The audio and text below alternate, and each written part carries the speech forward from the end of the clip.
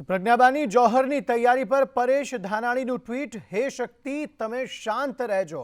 જ્યારે જ્યારે રાજ દરબારમાં દ્રૌપદીના દામન દુભાય છે ત્યારે ત્યારે મહાભારતના યુદ્ધ થાય છે। 18 વર્ણ હવે એક સૂર થઈએ, બેન દીકરીઓની લાજ બચાવીએ અને નવા મહાભારત પર રોક લગાવીએ, આપણા ભારતને મહાન બનાવીએ। પરેશ ધાનાણીએ પોતાની પોસ્ટમાં આ બાબત લખી છે।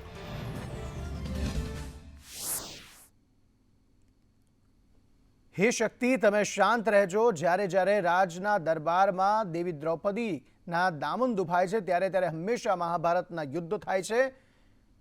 18 વર્ણ હવે એક સૂર થઈએ, બેન દીકરીઓની લાજ બચાવીએ, નવા મહાભારત પર રોક લગાવીએ અને ભારતને એક બનાવીએ અને મહાન બનાવીએ।